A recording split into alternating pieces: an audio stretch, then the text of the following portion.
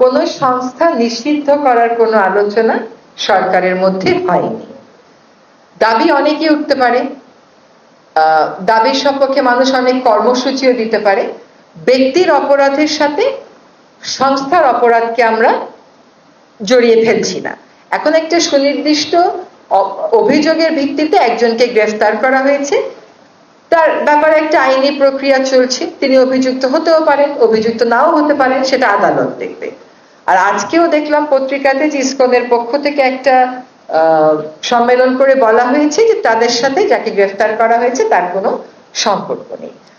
আর এটা হচ্ছে আপনার প্রথম প্রশ্নের উত্তর। দ্বিতীয় প্রশ্নের উত্তর হচ্ছে যে সংস্কার 6টা কমিশনকে সময় দেয়া হয়েছে ডিসেম্বরের মধ্যে, এবং তাদের মধ্যে প্রায় সব মানে কেউ কেউ বলেছেন ডিসেম্বরের মধ্যেই দিবেন, কেউ কেউ বলেছেন 1-2 সপ্তাহ সময় বেশিও লাগতে পারে।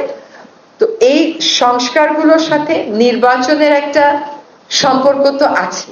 এই সংস্কারের প্রস্তাবগুলো আসবে, এগুলোর উপর জনগণ কথা বলবে, চূড়ান্ত একটা সংস্কার প্রস্তাবনা হবে, সেই মোতাবেক যে পদক্ষেপগুলো নেওয়া সেগুলো আমরা নিব।